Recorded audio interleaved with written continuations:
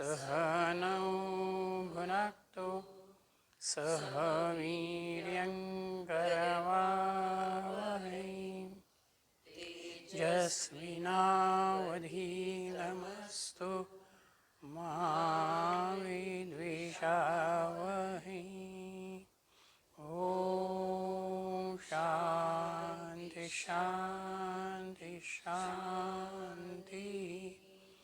हरि ओम. श्री गुरुभ्यो नमः. चौथ्या अनुवाकातला पहिला मंत्र आपण बघणार आहोत.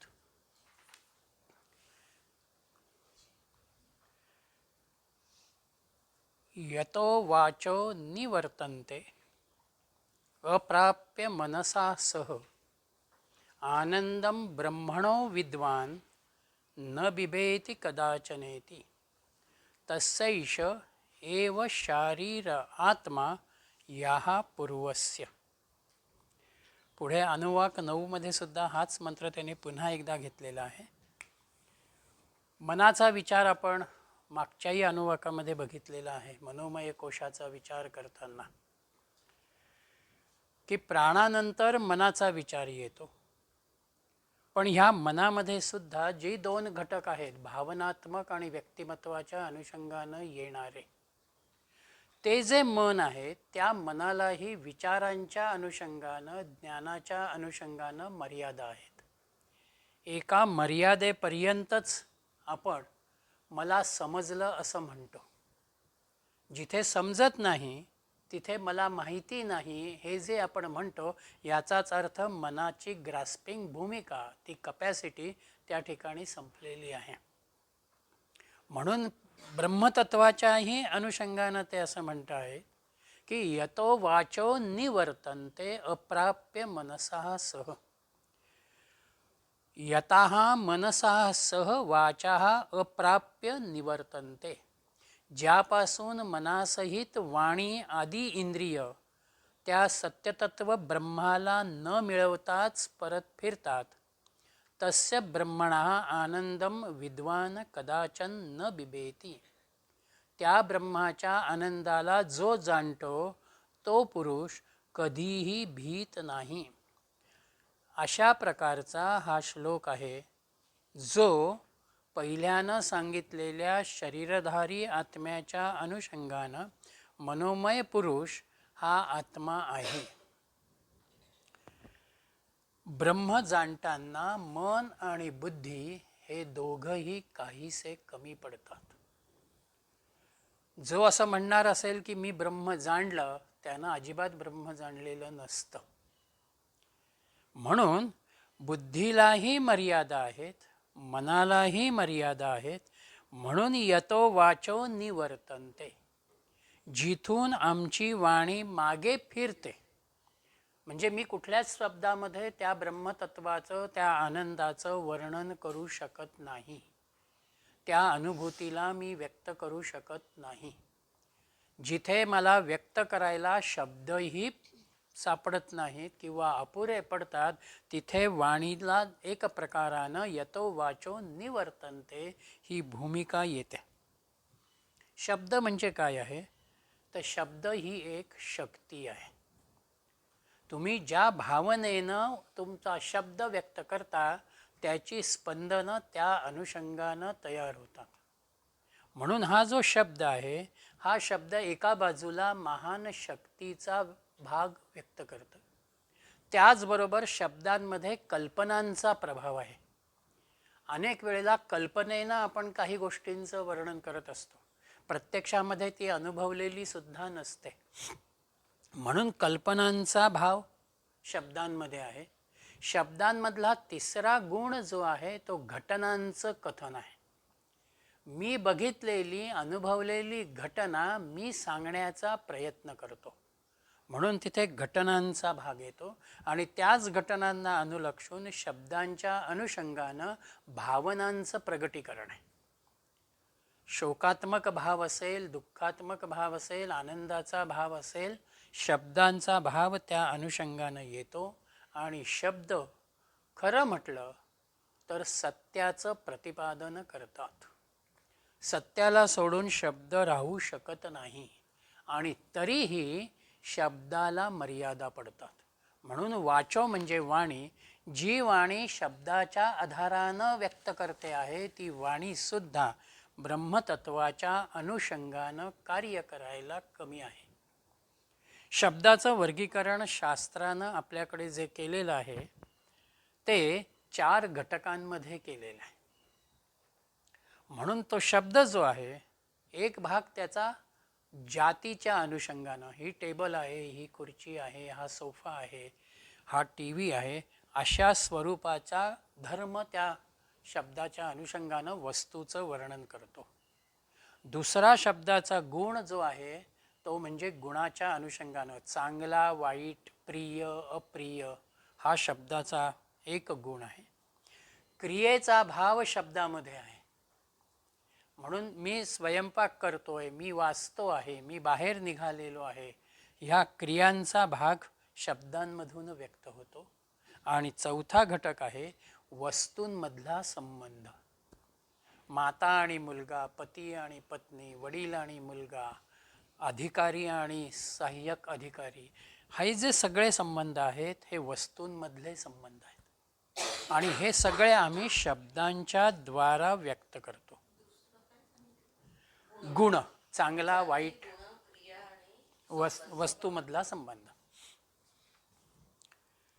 पण ब्रह्मतत्वाचा विचार करताना तिथे जातीचाही भाव येत नाही, गुणांचा भाव येत नाही, कारण तो मुळात गुणातीत आहे.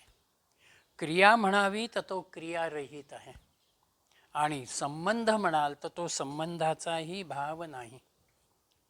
म्हणून ब्रह्मतत्वाला शब्दांमधून आम्हाला व्यक्त करता येत नाही. तिथे वाणीला मर्यादा येतात. मनही म्हटलं तर व्यक्त होऊ शकत नाही. आनंद आत्ताला मला जो अनुभवाला येतो आहे तो आनंद पुन्हा तसाच अनुभवाला येईल असं नाही. त्याच्याही पेक्षा अधिक आनंदाचा भाव कदाचित पुढच्या वेळेला मी अनुभवेन. म्हणजे आनंदाच्याही बाबतीमध्ये व्यक्त होताना शब्दांचा अपुरेपणा हा आम्हाला अनेक वेळेला जाणवतो. म्हणून मनबुद्धी जी आहे ही म्हटली तर अचेतन आहे. त्यांना आत्मतत्वाच्या अनुषंगानं, ब्रह्मतत्वाच्या अनुषंगानं चैतन्याचा भाव येतो तेव्हा ते त्या ठिकाणी व्यक्त होतात. म्हणून जी जाणीव आपली आहे, जो आपला भाव आहे, हा एक प्रकारानं चेतनेमधून येतो. म्हणून यतो वाचो निवर्तन्ते अप्राप्य मनसा सह.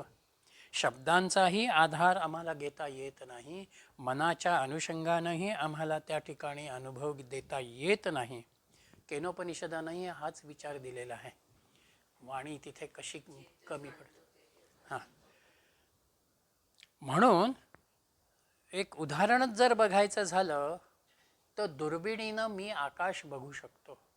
आकाशातले लांबवरचे सूक्ष्म असलेले ग्रह तारे बघू शकतो, पण ती दुर्बीण मला बघता येत नाही. तिच्यामध्ये शेवटी तिचं कार्य आणि मला बघणं हे 2 धर्म वेगळे होतात. म्हणून आत्म्याची अनुभूती येते. आत्म्याचा भाव जो आहे तो आम्हाला जाणवतो, पण आम्हाला तो व्यक्त करता येत नाही. आणि जो अशा रीतीनं आनंदाच्या अनुभूतीशी निगडित होतो तो एक प्रकारानं निर्भय होतो. म्हणून न बिबेती कदाचनेती. त्याच्या ठिकाणी भयाचा भाग राहत नाही, कारण मी परमात्म तत्वाला अनुभवलेला आहे, मी परमात्म तत्वाच्या समीप आहे. म्हणून एक प्रकाराची निर्भयता ज्याला म्हणतात ती निर्भयता त्याच्यामध्ये येते. गीतेनंही दैवी संपत्तीचा विचार करताना पहिल्यांदाच शब्द वापरलेला आहे अभयम. अभयम सत्वसंशोधिम गो व्यवस्थिता. पहिल्यांदा एकदा जर मी परमात्मा तत्वाच्या समीप असेल, ती भावना माझ्यामध्ये दृढ असेल, गुरुतत्वाच्या अनुषंगानं सद्गुरू मला सांभाळतात ही भावना जर माझ्यामध्ये पक्की असेल तर एक प्रकारची निर्भयता जीवनामध्ये आमच्या समोर येते. म्हणून त्यांनी तस्सैष एव शारीर आत्मा, म्हणून त्या ब्रह्माला त्यांनी या शरीराच्या अनुषंगानं आत्म्याचा भाव दिला. आपला असलेला आत्मा, माझ्यातलं असलेलं परमानंदाचं स्वरूप हेच ब्रह्माचं स्वरूप आहे, ही भूमिका त्यांनी या ठिकाणी आपल्या समोर ठेवलेली आहे. आणि मग पुढच्या अनुवाकामध्ये ते म्हणत आहेत मंत्रात,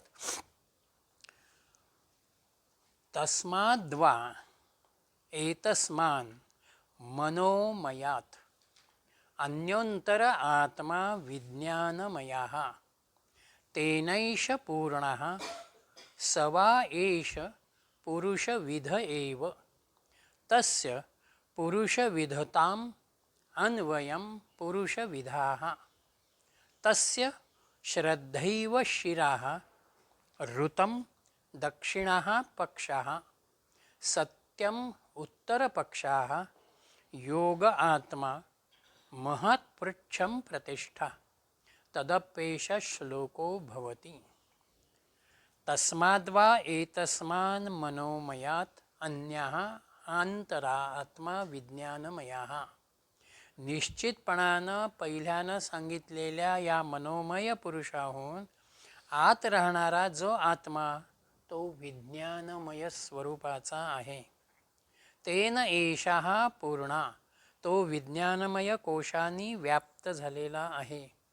एषः वै पुरुषविधः एव, हा निस्संदेह पुरुषाच्या आकाराचा असतो.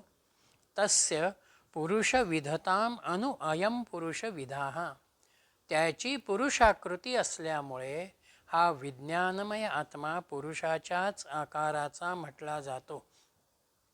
तस्य श्रद्धा एव शिराः, त्या विज्ञानमय आत्म्याचे श्रद्धा हेच शिर आहे.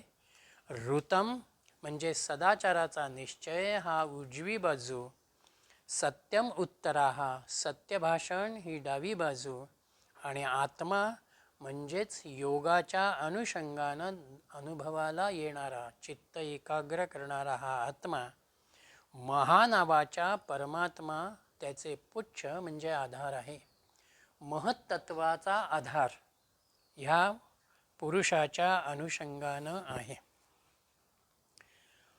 ऋतम याच्याही पूर्वी 2-3 वेळेला विचार आपण केलेला आहे. सत्यमचाही विचार केला. ऋतममध्ये गतिमानता आहे. त्याचबरोबर योग्य आचाराचं पालन ज्याला म्हणतात तो भाव त्याच्यामध्ये आहे. आणि एक व्यवस्था ज्याला म्हणतात त्या व्यवस्थेचा विचार ऋतमशी निगडित. जेवढी उत्तम व्यवस्था आम्ही ठेवतो तेवढं त्याचं नियोजनही सुलभ होतं आणि पुढचे निर्णय किंवा निष्कर्षही त्या अनुषंगानं येतात.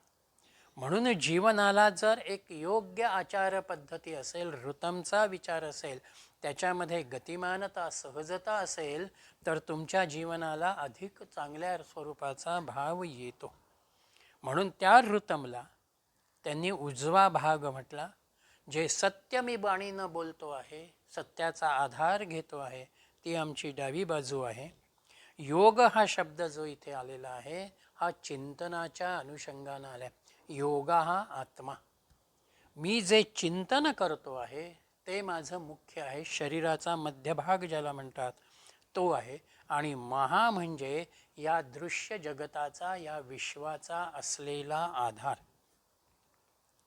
कुठलीही गोष्ट आधाराशिवाय येऊ शकत नाही. म्हणून प्रत्येक ऋचेमध्ये त्यांनी त्या अनुषंगानं आधाराचा उल्लेख केलेला आहे. इथे महत्त्व जे आहे, या विश्वाचा संबंध भाग जो आहे दृश्याच्या अनुषंगानं येणारा, हा त्या सगळ्याचा एक आधार आहे. त्या आधारामध्ये त्यांनी महत्त्वाचा एक शब्द इथे वापरलेला आहे आणि तो म्हणजे तस्य श्रद्धैव शिराः. मस्तक म्हणजे श्रद्धा आहे. ब्रह्मतत्वाला जाणत असताना आम्हाला आमची श्रद्धा तेवढीच महत्त्वाची आहे. केवळ मी पुस्तक वाचतो आहे, काहीतरी श्रवण करतो आहे, सत्संगाला जातो आहे म्हणजे ब्रह्मतत्वाचा भाव आला असं नाही. तिथे श्रद्धेचा भाव आहे. नित्याच्या जीवनामध्ये मी जेवढा माझा व्यवहार श्रद्धेला अनुलक्षून करतो तेवढं मला त्या ठिकाणी एक चांगली अनुभूती येते. मग ब्रह्मतत्वाचा आनंद घेताना तिथेही श्रद्धेचा भाग हा आपल्या समोर अत्यंत महत्त्वाचा आहे. म्हणून जीवनातली श्रद्धा, गीतेनं सुद्धा म्हटलेलं आहे, श्रद्धा मयोयम पुरुषो यो यश श्रद्धस्स एव सः. म्हणून किंवा श्रद्धावान लभते ज्ञानम. म्हणून श्रद्धा ही महत्त्वाची जीवनामध्ये आहे. म्हणून तिला शिराचा मस्तकाचा भाग हा त्या ठिकाणी घेतलेला आहे. म्हणून आमच्यामधली बौद्धिक परिपक्वता, विज्ञानमय कोशाच्या अनुषंगानं असणारा विचार म्हणजे माझा अभ्यास आणि माझे संस्कार, यातून मी या श्रद्धेला, या ऋतमला, या सत्यमला एक आकार देतो. आणि योग शब्द म्हणजे इथे जोडलं जाणं. मी कोणाशी जोडला जातोय? श्रद्धेच्या अनुषंगानं, सत्यमच्या आणि ऋतमच्या अनुषंगानं मी आत्म्याशी जोडला जातो, ब्रह्मतत्वाशी मी जोडला जातोय. आणि जिथे मी ब्रह्मतत्वाशी जोडला जातो तिथे एक प्रकारची एकाग्रता ज्याला म्हणतात ती अत्यंत महत्त्वाची आहे. तुमची समग्र इंद्रिय, शरीर, मन आणि बुद्धी पूर्णपणानं जर ध्यानाच्या अभ्यासामध्ये, प्रणवाच्या अभ्यासामध्ये एकाग्र झालेली असतील तर तुम्ही आनंदाच्या अधिक जवळ जाता. ती अनुभूती तुम्हाला त्या अनुषंगानं त्या ठिकाणी येते.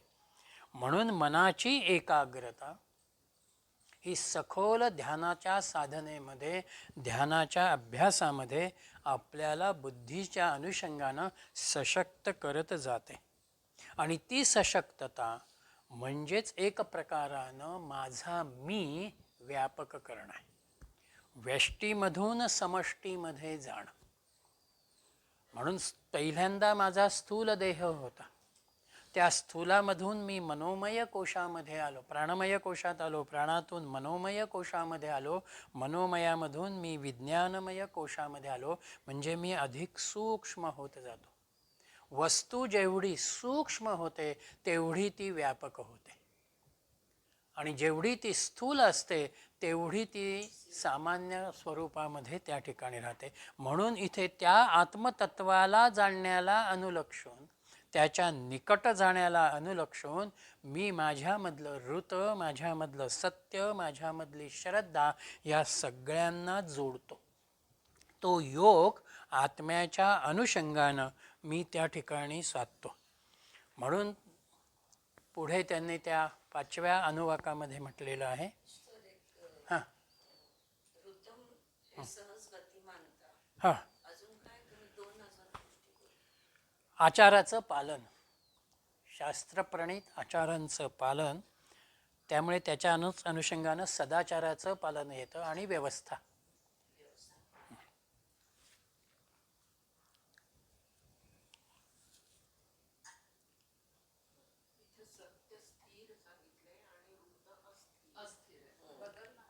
बदलणार आहे ना, गतिमानता आहे, बनून बदलणारी भूमिका आहे. सत्यममध्ये निश्चयाचा भाग येतो आणि ऋतममध्ये अजून एक पुढला विचार असा येतो की तो आम्ही श्रुती ग्रंथांना समजून घेतो, त्यातल्या सारतत्वाकडे आम्ही जातो. मूळ काय आहे? शेवटी कुठलंही उपनिषद शेवटी आम्हाला कुठे नेत आहे? ब्रह्मतत्वाशी नेत आहे. म्हणून त्या ऋतमला, त्या ब्रह्मतत्वाला मला समजून घेत पुढे जायचं आहे. त्याच्यातून पुढल्या मंत्रात ते म्हणाले, विज्ञानम यज्ञम तनुते कर्माणि तनुतेपि च विज्ञानं देवाः सर्वे ब्रह्मज्येष्ठम उपासते. विज्ञानं ब्रह्म चेद्वेद तस्माच्चैनं प्रमाद्यति शरीरे पाप्नो हित्वा सर्वान् कामान् समश्नुत इति. विज्ञानं यज्ञं तनुते. ज्ञानामुळे कर्म केली जातात. विज्ञानं कर्माणि अपि तनुते च. त्याच्यामुळे सर्व क्रिया केल्या जातात. सर्वे देवाः विज्ञानं ब्रह्मं ज्येष्ठम इति उपासते. सगळे देव ज्ञानाचे ते सर्वात श्रेष्ठ असल्याचे समजून उपासना करतात. विज्ञानम ब्रह्मवेद चेत. विज्ञान हे ब्रह्मच आहे असे जर मनुष्यानं जाणले, तस्माद न प्रमाद्यती चेत, आणि त्यानंतर तो त्याच्यापासून च्युत झाला नाही, तर शरीरे पापनुमं हित्वा, शरीरातील सर्व पाप टाकून देऊन सर्वान कामान समुष्णते, आपल्या सर्व कामना तो प्राप्त करून घेतो. कर्म केव्हा आचरली जातात? त्या कर्माचा काहीतरी एक उद्देश किंवा त्याचं ज्ञान असेल तेव्हा. म्हणून विज्ञानम यज्ञम तनुते. कर्मकांडात्मक कर्म अशा रीतीचा जो एक खोल अर्थ आहे, त्या खोल अर्थाच्या अनुषंगानं त्यांनी इथे विज्ञानम यज्ञम तनुते कर्माणी हा भाव दिलेला आहे. केवळ मी नित्याची कर्म करतो एवढा एक मर्यादित भाव इथे नाही. केवळ मी पठण करतो म्हणजे ज्ञान झालं असंही नाही. मी पठण केलेलं, समजून घेतलेलं ज्ञान ज्या वेळेला ॲप्लिकेशनच्या पातळीवरती मी आणतो, तेव्हाच त्या ज्ञानाचं मला खऱ्या अर्थानं महत्त्व लक्षात येतं किंवा त्याची उपयुक्तता माझ्या समोर येते. म्हणून बुद्धीनं केवळ कर्मांचा भाव माझ्या समोर येईल, त्या कर्मांना एक माध्यम ज्याला म्हणावं, एजंट ज्याला म्हणावा, तो विचार बुद्धीच्या अनुषंगानं इथे विज्ञान कोशामध्ये आहे. म्हणून ज्ञानेंद्रिय काय करत आहेत? ज्ञानेंद्रिय मनापर्यंत जातात आणि मग मनाकडून बुद्धीकडे विचार येतो आहे की हे मी करायचं आहे का करायचं नाही, योग्य आहे का अयोग्य आहे. म्हणजे इथे बुद्धी जी आहे ही बुद्धी विवेकाचा आधार घेते आणि आम्हाला निर्णय देते की हे करा. बाय वे बुद्धी. हो, प्रवृत्त करते. प्रवृत्त करते. बाय वे होतं. पण त्याच वेळेला ते जे मन आहे ते मन इंद्रियांना प्रवृत्त करतं. म्हणून मनातून बुद्धीकडे, बुद्धीकडून इंद्रियांच्याकडे इंद्रिय कार्यरत होतात. इथे त्यांनी विज्ञानं देवाः सर्वे. इथे देव म्हणजेच एक प्रकारानं आपली असलेली 5 ज्ञानेंद्रिय आणि मन हा भाव त्यांचा इथे आहे. देव याचा अर्थ आम्ही जे ब्रह्मा विष्णू महेश वगैरे देवता मानतो तो देव शब्द इथे नाही. ऋषींना आमच्या विज्ञानमय कोशामधून पुढे जायचं आहे. आपल्या इंद्रियांच्या ठिकाणी सुद्धा देवता आहेत, आमच्या बोटांच्या ठिकाणी देवता आहेत. आम्ही त्या अनुषंगानं त्या देवतांचा त्या कर्मामध्ये विचार करतो. म्हणून माझी पंचज्ञानेंद्रिय आणि मन जे आहे तिकडे प्रकाशित करणारी जी पंचमहाभूतं आहेत आणि चेतना देणारा जो भाव आहे तो विज्ञानं देवाः सर्वे याच्याशी निगडीत होतो. आणि म्हणून इथे बुद्धीचा विकास आहे. त्या बुद्धीच्या विकासालाच अनुलक्षून त्यांनी यज्ञम तनुते असं म्हटलेलं आहे. यज्ञ ह्याचा अर्थ काय? ज्याच्यापासून मला ज्ञान मिळतं आहे त्याला यज्ञ असं म्हटलेलं आहे. म्हणून यज्ञाची एक व्याख्या संस्कृतमध्ये किंवा आपल्या वेदांच्या अभ्यासामध्ये येते ती ज्ञानम ददाती याः यज्ञः. यज्ञ आम्हाला ज्ञान देतो, तो आम्हाला काहीतरी उपासनाच्या अनुषंगानं देतो. म्हणून ज्याच्यापासून ज्ञान मिळतं, ज्याच्या निमित्तानं माझी उपासना घडते त्याला यज्ञ असं म्हटलेलं आहे. आणि त्या यज्ञाला अनुलक्षून विज्ञानम कोशाचा विचार या ठिकाणी आला. म्हणून विज्ञानमय कोशामध्ये ज्ञानाचा संग्रह ज्याला म्हणता येईल, ज्ञानाचा समजून घेणारा भाव जो आहे तो त्या ठिकाणी येतो. आणि म्हणून कर्माच्या द्वारा, अभ्यासाच्या द्वारा समजून घेण्याच्या द्वारा मी त्या विज्ञानाच्या आधारानं ब्रह्मतत्वाला जाणतो आहे. म्हणून ब्रह्मज्येष्ठम उपासते. सर्वात श्रेष्ठ असलेल्या ब्रह्माची आम्ही उपासना करतो. म्हणून ब्रह्मकर्म समारभे असं आपल्याकडे म्हटलेलं आहे. आम्ही जे जे कर्म करतो ते कर्म एक प्रकारानं ब्रह्मकर्माशी ब्रह्मतत्वाशी निगडीत झालेला आहे. आणि अशा त्या ब्रह्माच्या चिंतनामध्ये तस्मात् चैनम प्रमाद्यती. जर मी त्याच्या अनुषंगानं प्रमाद केला, त्याच्याकडे जर मी दुर्लक्ष केलं किंवा त्याचा विचार मी प्रामाणिकपणानं केला नाही, तर मला एक प्रकारानं च्युत झालेला भाग ज्याला म्हणता येईल त्याच्यापासून मी मागे आलो, म्हणजे मी माझंच नुकसान करून घेतल्यासारखं होईल. म्हणून मी विज्ञानमय कोशाच्या अनुषंगानं ब्रह्मतत्वाला जाणावं, त्याला समजून घ्यावं आणि ते समजून घेतल्यानंतर जी माझी उपासना घडते, जे माझं चिंतन घडतं, ते मला सर्वान कामान समश्नुते. माझ्यातली पाप निघून जातात. शरीरे पापमनो हित्वा. आम्ही ब्रह्मतत्वासाठीच ज्या वेळेला स्वतःला केंद्रीभूत करतो, तेव्हा आपोआप आमचं वर्तन जे आहे, बाह्य आचार धर्म जो आहे, हा सात्विकतेशी निगडीत होतो. जोपर्यंत माझ्या कर्मामध्ये सात्विकता येत नाही, आचार विचार उच्चाराच्या अनुषंगानं मी सात्विकतेशी निगडीत राहत नाही, तोपर्यंत ब्रह्म खऱ्या अर्थानं मला अनुभवता येणार नाही. म्हणून कर्म माझं ज्या वेळेला सात्विक होतं, त्याच वेळेला पापाचाही भाग कमी होत जातो.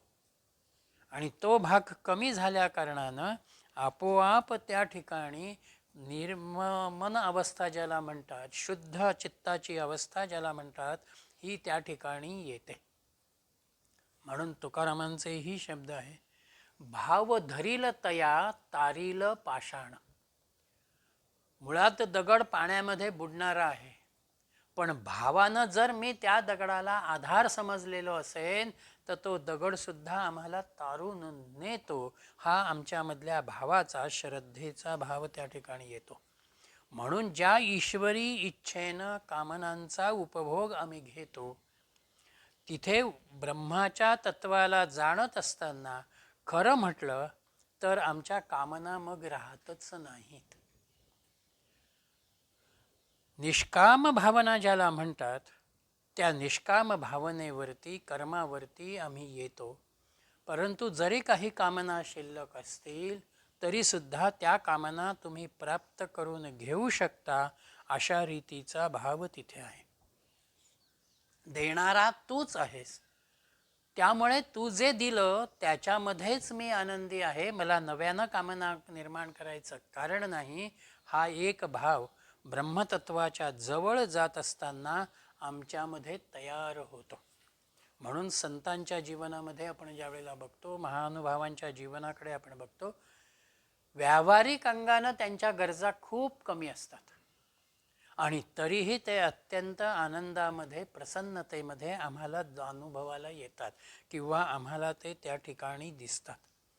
आणि म्हणून वस्तूवरती ज्या वेळेला माझी श्रद्धा बसते, एखाद्या व्यक्तीच्या देवतेच्या अनुषंगानं माझी श्रद्धा बसते, त्याच वेळेला माझी वृत्ती ही त्या आनंदाशी निगडीत होते आणि मग जे मला प्राप्त आहे त्याच्या कामनांचा भाग हा आपोआप हळूहळू कमी होत जातो. जे आवश्यक आहे तेच मी बघत राहतो आणि त्याच्यामधूनच आनंदाचा विचार पुढे येतो.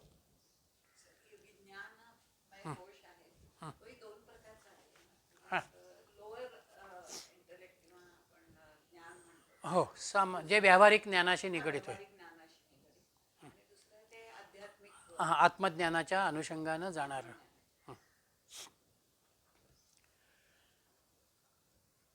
म्हणून पुढे त्यांनी दुसऱ्या मंत्रामध्ये 5व्या अनुवाकातल्या आनंदाकडे ते आता वळलेले आहेत.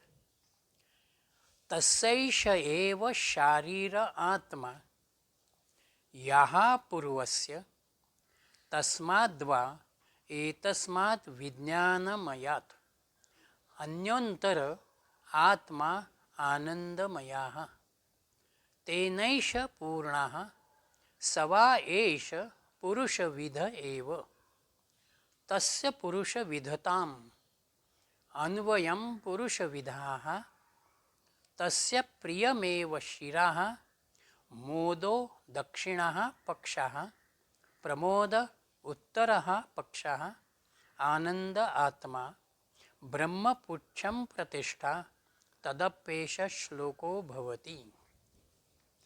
याहा पूर्वस्य जो पूर्वीचा होता म्हणजेच विज्ञानमय कोशाच्या अनुषंगानं आम्ही जो विचार करतो आहोत तस्य एषः एव शारीर आत्मा हाच शरीरधारी आत्मा होय.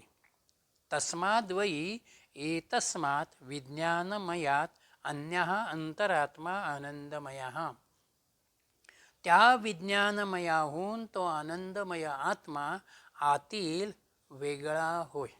इथे तुमचा मुद्दा आला.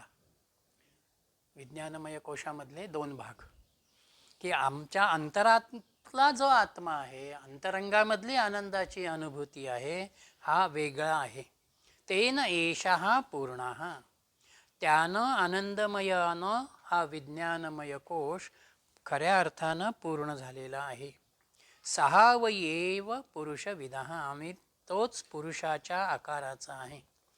तस्य पुरुषविधताम अनु अयम पुरुषविधाः त्याच्या पुरुषाकाराप्रमाणे हाही पुरुष आकाराचाच असतो. आता तो जर पुरुष आकाराचाच आहे तर तस्य प्रियम एव शिराः आनंद हे त्याचं शिर आहे. मोदाः दक्षिण पक्षः मोद ही दक्षिण बाजू आहे आणि प्रमोदाः उत्तराः पक्षः प्रमोद ही उत्तर बाजू. आनंदाः आत्मा आणि आनंद हाच त्याचा आत्मा आहे. ब्रह्मपृच्छं प्रतिष्ठा ब्रह्म हे आधारभूत असं त्याच्या ठिकाणी आहे. वारंवार इथे त्यांनी ब्रह्मानंदवल्लीमध्ये विचार करत असताना पुरुषः हा शब्द वापरलेला आहे.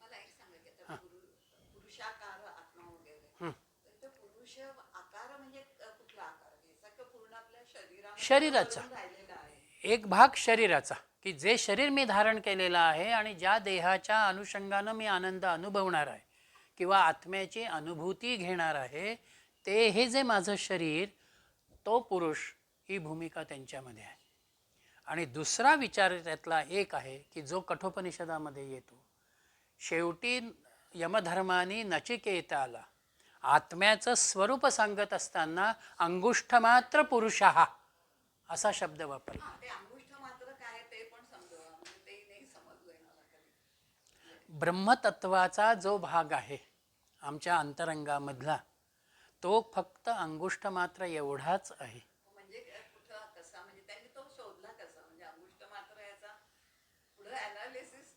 ती जी ज्योत आहे आत्म्याची जी प्रकाश ज्योत आहे ती तुम्हाला फक्त एवढीच अनुभवाला येते. ध्यानामध्ये सुद्धा आम्हाला जो प्रकाश दिसतो आहे तो खरा आत्मतत्वाचा प्रकाश हा अंगुष्ठ मात्राच्याच अनुषंगानं येतो. आणि अंगुष्ठ मात्राचा दुसरा एक भाव असा आहे की ह्या सगळ्या देवतांचा विचार करत असताना त्यांनी अंगठ्यामध्ये ब्रह्मतत्व विचारात घेतलेलं आहे. म्हणून ते आत्म्याचा किंवा ब्रह्माचा विचार करत असताना नेहमी अंगठ्याचा उल्लेख करतात. हां हां मुद्रेमध्ये तुमची ही अशी जी मुद्रा आहे ते म्हणजे माझं. हां मुद्रेमध्ये सुद्धा आमची ही जी मुद्रा येते इथे हा जीवभाव आहे आणि हा ब्रह्मतत्व आहे. ह्या दोघांचं मला मिलन साधायचं आहे माझ्या साधनेमध्ये म्हणून आम्ही ही मुद्रा घेतो आहोत. आणि म्हणून हे जे बोट आहे हे बोट तुमचं देवकार्यात वापरलं जात नाही. इथे जीवभाव समजलेला आहे. हां हां जीव आणि परमात्म्याचं मिलन. हां हां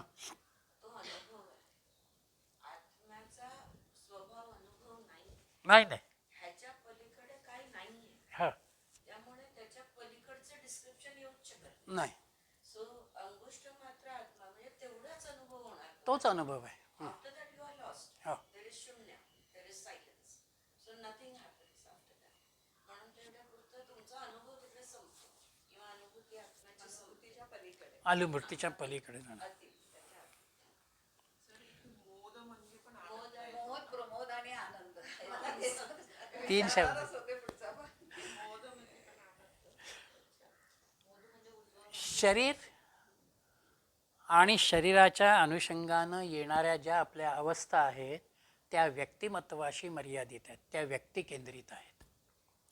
मन आणि बुद्धीचा विचार ज्या वेळेला आम्ही करतो तिथे आम्ही अहंकेंद्रित होतो. मी ह्या शब्दाशी ज्या वेळेला मी येतो आहे, आमचं म्हणतो आहे, आम्ही म्हणतो आहे, तिथे मन आणि बुद्धीचा भाग येतो आहे. आणि आनंद जो शब्द त्यांनी इथे आणला आणि इथून पुढे त्यांनी आनंदाचं वर्गीकरण केलेलं आहे, तो जो आनंद आहे हा आमच्या जीवनामधल्या परमोच्च अवस्थेचा, खऱ्या आनंदाच्या अनुभूतीचा असलेला भाव आहे. म्हणून हा आनंद जो आहे हा आनंद 3 पातळीवरचा आहे. त्यातली पहिली पातळी जी आहे ती प्रिय ह्या शब्दाशी निगडीत होते. सुख देणाऱ्या वस्तूचं ज्या वेळेला मी मनानं चिंतन करतो आहे त्यावेळेला तिथे प्रिय किंवा त्याचा इंग्रजीनं लावलेला शब्द म्हणजे जॉय. जॉय. जवळ कोणी नाही पण तरीही त्या आनंदाचा विचार मी करतो आहे. ही भूमिका प्रियत्वाच्या अनुषंगाने आहे.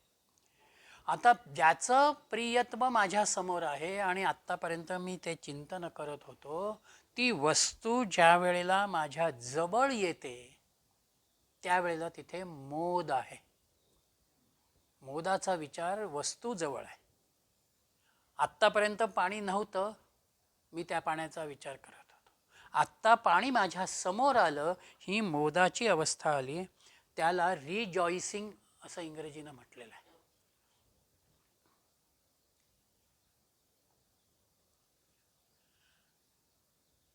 आणि ज्या वेळेला मी प्रिय वस्तूचा उपभोग घेतो आहे तेव्हा प्रमोद आहे. त्याला तुम्ही मगाशी म्हणालात तो ब्लिस.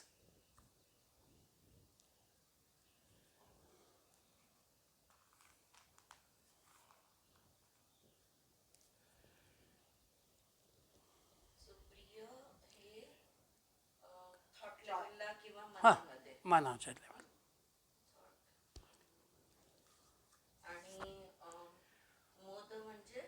उपलब्ध वस्तू. हां, वस्तू उपलब्ध आहे पण मी तिचा उपभोग घेतलेला नाही.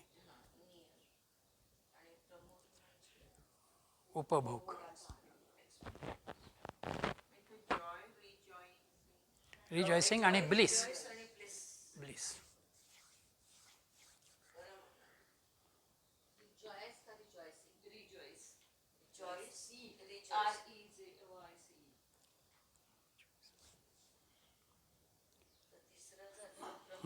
प्रमाण.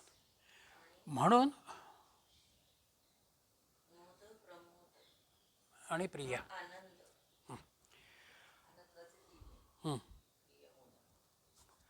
आता इथे आनंदाचा जो अनुभव मला घ्यायचा आहे, अन्योंतर आत्मा आनंदमया, हा आत्मा मुळामध्येच आनंदमय स्वरूप आहे.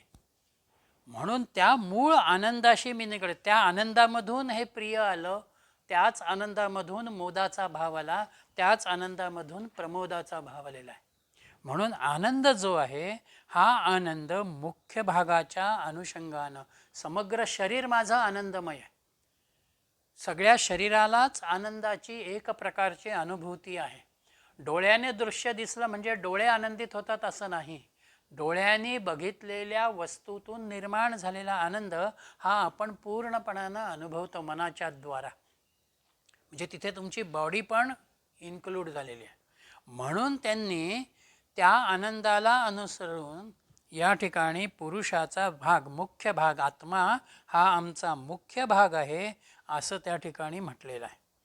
आणि विज्ञानाच्याही दृष्टीनं आनंद हा आमचा शेवटचा कोश येतो. विज्ञानमय कोशामधून विकसित होत मी आनंदा कोशापर्यंत येतो आहे आणि तिथे आनंदाची अनुभूती मी घेतो आहे. त्या आनंदालाच अनुलक्षून तो आनंद कोणाशी निगडीत आहे? ब्रह्माशी निगडीत. म्हणून ब्रह्मपुच्छम प्रतिष्ठा. ब्रह्मामधूनच आनंदाची निर्मिती होते, कारण ब्रह्म मुळातच आनंदाशी निगडीत झालेला आहे. हा भाव या मंत्रानं बेटर आय थिंक हे बेटर एक्सप्लेनेशन आहे की जॉय हे त्याचं डोकं आहे. दुसरा शब्द त्याने डिलाइट दिला, तिची उजवी बाजू. ग्रेट डिलाइट डावी बाजू. ब्लिस जे आहे हे धड आहे आणि ब्रह्मा हे त्याचा उच्च आहे. तो आधार आहे त्याचा. कारण ब्लिस हा शब्द नेहमी ब्रह्माचं जे ब्रह्मानंद जे ब्रह्मानंदाला अनुलक्षण.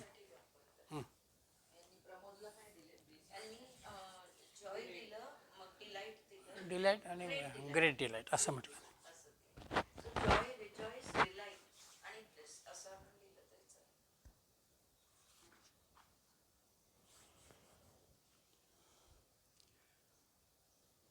म्हणून आता ते आनंदमय कोशाकडे येतात पुढच्या अनुवाकामध्ये. असन्नेव स भवति असद ब्रह्मेति वेद चेत अस्ति ब्रह्मेति चेद्वेद संतमेनं ततो विदुरिति तस्सैष एव शारीर आत्मा याः पूर्वस्य. चेत ब्रह्म असत इति वेद. एखादा जर ब्रह्म नाही असं समजत असेल तर सहा असत एव भवती, तो असतच होतो. चेत ब्रह्म अस्ति इति वेद. जर कोणी ब्रह्म आहे असं समजत असेल ततः एनं संतं विदुः, त्याला अस्तित्वात आहे असं समजलं जाईल. तस्य पूर्वस्य एषः एव हि शरीर आत्मा. आनंदमय कोश हा आत्मा आहे. आता दोनही भाव इथे येतात. काही जण म्हणतात की आम्हाला हे मान्य नाही, काही म्हणतात आम्हाला याचा मान्यतेचा भाव आहे. म्हणून ब्रह्म मानणं आणि ब्रह्म मानणं न मानणं या दोनही मतांचा विचार त्यांनी इथे समोर घेतलेला आहे. जर मी ब्रह्म नाही असं समजणार असेल तर मी असत तत्वाचा किंवा नास्तिक वृत्तीचा भावाचा मी होतो. खरं म्हटलं तर परमात्म तत्व ही अनुभवण्याची गोष्ट आहे. ब्रह्मानंद हा अनुभवण्याचा भाग आहे. आणि हा केव्हा अनुभवाला येतो? जेव्हा शरीराचं तादात्म्य मी दूर करतो तेव्हा ते येतं. जोपर्यंत शरीराचं तादात्म्य हे बाह्य वस्तूंच्या अनुषंगानं येतं त्यावेळेला मी खऱ्या आनंदाचा भाव अनुभवू शकत नाही. तुम्हाला झोप लागलेली नाही तोपर्यंत तुम्ही अस्वस्थ असता, पण जर गाढ झोप लागली तर तुम्ही एका प्रसन्नतेचा अनुभव घेता. याचाच अर्थ त्या झोपेच्या कालावधीमध्ये तुमचं शरीर, मन आणि बुद्धी ह्या बाह्य विषयांपासून, ह्या दृश्यापासून पूर्णपणानं अलग झाले. ते अलग झाल्या कारणानं तुम्ही एक प्रकारानं ब्रह्मतत्वाच्या आनंदाच्या काहीशे समीप जाता. म्हणून तुम्हाला त्या गाढ झोपेचा आनंद अनुभवता येतो किंवा त्या झोपेनंतर तुम्हाला एक प्रकारची प्रसन्नता लाभते, ती अनुभवाला येते. म्हणून ब्रह्मतत्वाचा भाग जो आहे हा ब्रह्मतत्वाच्या आनंदाचा भाव हा एक प्रकारानं मनबुद्धीच्या अतीत गेल्यानंतरच तुम्हाला येतो. म्हणून सुरुवातीला आपण यतो वाचो निवर्तन्ते बघितलं. म्हणून आस्तिक पुरुष जो आहे, आस्तिक विचारधारेचा जो आहे तो परब्रह्माला जाणतो आहे आणि जो नास्तिक आहे तो न जाणणारा आहे. परंतु जाणणं आणि न जाणणं याच्याही पेक्षा कर्तेपणाचा भाव देणारा जो विचार आहे तो त्यांनी पुढे घेतला. संतमेनम ततो विदुरीती. संत परमात्म तत्वाला जाणत नाहीत तर त्याच्याकडे ते कर्तेपण देतात. तो करतो आहे म्हणून मी हे करतो आहे, त्याच्यामुळे मला आत्ताला अन्न मिळालेलं आहे, त्याच्यामुळे मी विश्रांती घेतो आहे. किंवा जे जे कार्य आपण मोठ्या माणसांचं बघतो तिथे कृतज्ञतेचा जो भाव त्यांचा येतो त्यावेळेला ती जी कृतज्ञता त्यांची आहे ती परमात्म तत्वाला अनुलक्षून त्या ठिकाणी येते. म्हणून परमात्मा करता आहे ही भावना संतांच्या अनुषंगानं त्या ठिकाणी येते. म्हणून केवळ ब्रह्म जाणलं की मला समजलं किंवा मी जाणतो किंवा जाणत नाही आहे किंवा नाही याच्याही पेक्षा त्या ब्रह्मतत्वाच्याच सत्तेचा विचार हा माझ्यासमोर सतत असायला हवा. आणि म्हणून आनंद कोशामध्ये मला जी अनुभूती येते मी त्याच्याशी समर्पित होतो, शरणागत होतो म्हणून मला ती अनुभूती येते आणि त्याच्यामधून आनंदाचा भाव हा त्या ठिकाणी येतो. आणि आनंद केव्हा आहे? जेव्हा माझ्यातल्या सगळ्या कल्पनांचा निराश होतो, माझ्यातल्या भ्रमांचा भाग निघून जातो, तेव्हा येणारा जो आनंद आहे हा एक निखळ सत्वशुद्ध आनंद ज्याला म्हणता येईल तो भाव त्या ठिकाणी आहे. सगळे संपलेलेत, सगळे गेलेलेत. हां किंवा हां उपाधिरहित. हां उपनिषदांनी उपाधिरहित आनंद आणि उपाधियुक्त आनंद असा त्यांनी शब्द वापरलेला. म्हणून आनंदमय कोशाचं ज्ञान करून घेणं किंवा आनंदाची ब्रह्माची अनुभूती करणं आणि त्या ज्ञानानंतर त्याच्या अनुभूतीचाही भाव मला आत्मसात करता आला पाहिजे. केवळ ज्ञान होऊन चालणार नाही, ज्ञानाची अनुभूती हवी. तेव्हाच आत्म्याचा खरा शोध किंवा आत्म्याच्या जवळ जाणं ज्याला म्हणतात ती भूमिका आमच्यामध्ये येते आणि तिथेच आत्मविकसन ज्याला म्हणतात तो भाव आमच्या समोर येतो. म्हणून पुढल्या मंत्रात त्यांनी म्हटलं अथातोनु प्रश्नाः उता विद्वानमु लोकं प्रेत्य कश्चन गच्छति आहो विद्वानं लोकं प्रेत्य कश्चित समश्नुता. यानंतर अतः अनुप्रश्नः मग उपप्रश्न निर्माण होतो की उत कश्चन अविद्वान प्रेत्यम अमुम लोकम लोकम गच्छति. एखादा ब्रह्म न जाणारा अविद्वान पुरुष मृत्यूनंतर तिथे परलोकात जातो. आहो किंवा कश्चित विद्वान प्रेत्य अमुम लोकम समश्नुते. एखादा विद्वान मेल्यावर तो लोक प्राप्त करू शकतो काय? जर मी ब्रह्म जाणलं नाही तर मी त्या लोकाला जाईन का? हा एक भाग आहे. आणि दुसरं जे जाणतात ते त्या लोकाला प्राप्त करतात का? दोनही प्रश्न ऋषींनी इथे उपस्थित केलेला आहे. सोन्याचा अलंकार वितळला तरीही सोनं आहे आणि अलंकाराचा भाग असला तरीही सोनंच आहे. तसं जीव जो जन्माला येतो आहे तो त्या परमात्म तत्वामधूनच जर येत असेल तर शेवटी तो त्या परमात्म तत्वामध्येच जाणार आहे, तो अन्यत्र कुठेही जाऊ शकत नाही. मग असं जर असेल तर मग ह्या उपनिषद चिंतनाची किंवा अध्यात्म चिंतनाची आम्हाला का गरज आहे किंवा आम्ही हे कशासाठीच वारंवार समजून घ्यायचं? आत्म्याला समजून घ्या किंवा तुमच्यातल्या मीला बघा हे वारंवार आमच्या समोर का येतं? म्हणजे इथे एक प्रकारानं ब्रह्मानुभवासाठी मी विद्वानच असलं पाहिजे असं नाही. भाव गोपी कुळनी कुठलंही उपनिषद वाचलेलं नव्हतं, गोपींनी. किंवा कुठलाही वेदांत त्यांनी समजून घेतलेला नव्हता. एकच कृष्ण माझ्या डोळ्यासमोर आहे आणि तोच माझा जीवनाचा समग्र भाग आहे, ही भावना त्यांची होती.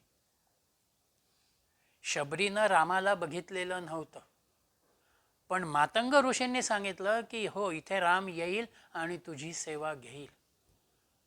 तो राम आज येणार आहे असं ती रोज सकाळी म्हणत राहिली, दिवसभर त्याची वाट पाहत राहिली. आणि तरीसुद्धा निराश न होताना तिनं पुन्हा दुसऱ्या दिवशी रामाच्या दर्शनाची अपेक्षा ठेवली. हा जो भाव आहे, हा भाव तुम्ही शास्त्राच्या अनुषंगानं विद्वान आहात, ते शास्त्र पठण केलेलं आहे का, याच्याशी भाव नाही. म्हणून विद्वान अविद्वान हे शब्द आम्ही जे वापरतो, ज्ञानी आणि अज्ञानी आम्ही शब्द वापरतो, हे भौतिक ज्ञानाला अनुलक्षून आहेत. दृश्यामधल्या ज्ञानाशी ते निगडीत आहेत. एकदा माझ्या इंद्रियांच्या अनुषंगानं एक प्रकारचा संयमितपणा आला आणि तपाचरण आलं की आपोआप त्याच्यामधून मी ब्रह्मतत्वापर्यंत जाण्याचा निश्चित एक प्रयत्न होतो आणि ते ब्रह्मतत्व मला जाणता येतं. म्हणून ब्रह्मलोक, यांचे इथे 2 मुद्दे ऋषींचे आहेत. ब्रह्मलोकापर्यंत पोचणं हा एक टप्पा आहे आणि ब्रह्मलोकाचा अनुभव घेणं हा त्याच्या पुढचा टप्पा आहे. ब्रह्मलोकापर्यंत पोचणं, मी राष्ट्रपती भवनापर्यंत पोचलेलो आहे, पण मी राष्ट्रपती भवन बघितलेलं नाही. आतमध्ये कशा पद्धतीचं नियोजन आहे, काय काय चांगलं आहे, मी बघितलेलं नाही. पण मी काय म्हणतो, मी राष्ट्रपती भवनापर्यंत गेलो बरोबर आहे. काय बघितलं असं म्हटल्यानंतर मी जोपर्यंत आत जात नाही तोपर्यंत मी अनुभव घेत नाही. ब्रह्मतत्व मला सत्संगामधून समजेल, ग्रंथांच्या चिंतनामधून, अभ्यासामधूनच समजेल. त्याची अनुभूती ज्याला म्हणतात, ती अनुभूती तेवढीच महत्त्वाची आहे. आणि त्या अनुभूतीसाठी आपल्यामध्ये तळमळ असायला हवी, ज्याला मुमुक्षुता हा शब्द उपनिषदांनी वापरलेला आहे. आणि म्हणून परमहंस योगानंदांनी सुद्धा असं म्हटलेलं आहे की आम्हाला हे ब्रह्मतत्व जाणण्याच्या अनुषंगानं एखादा अंगठे बहादर जरी असला तरीसुद्धा तो त्या वैश्वात्मक चैतन्याला जाणू शकतो, त्याचं ज्ञान तो प्राप्त करू शकतो.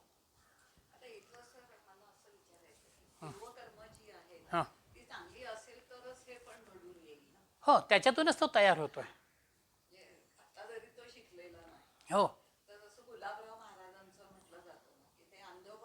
हो, हो, शक्य नव्हतं. ते पूर्व परंपरेतून आलेलं, पूर्वजन्मामधनं ते आले.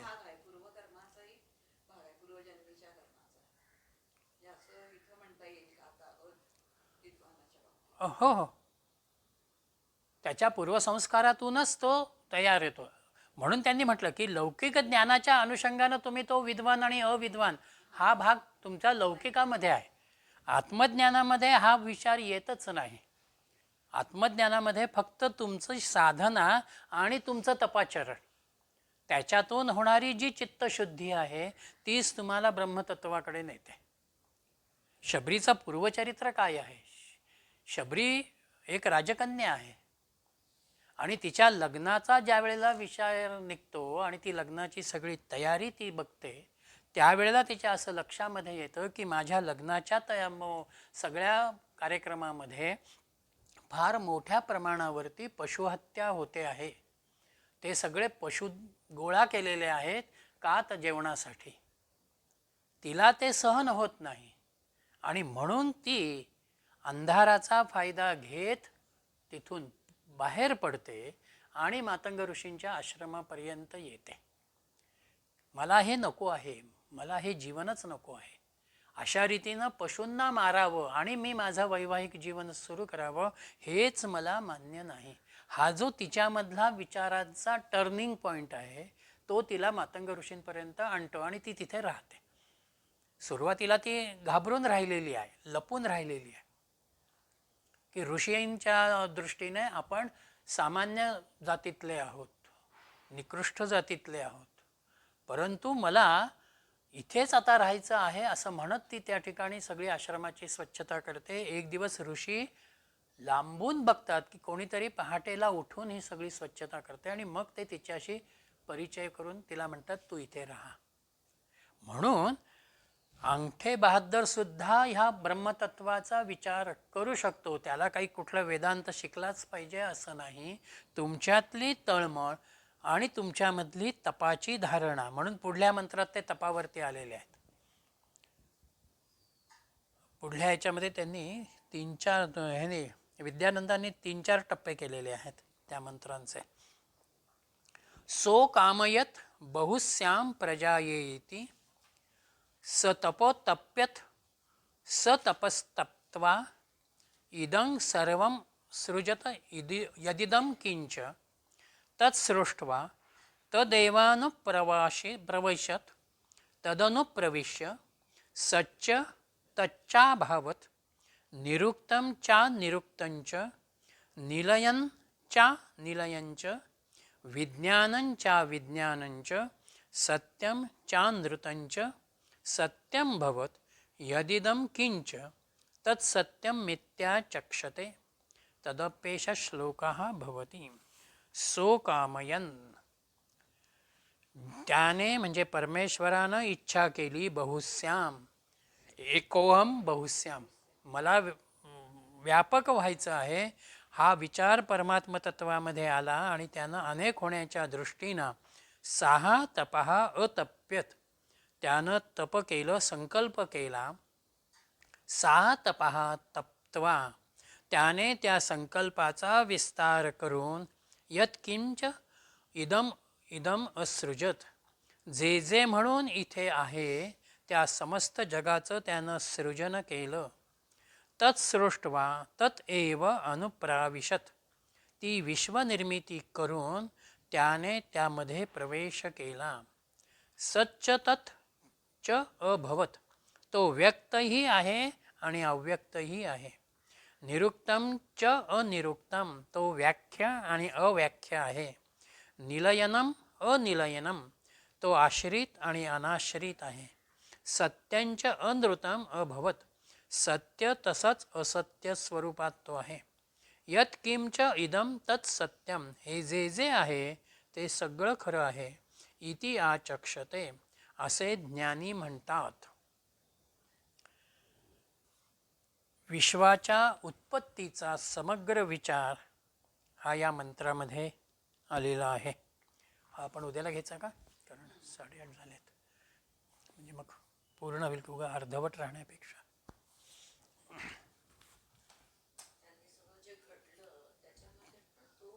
तो आहेच.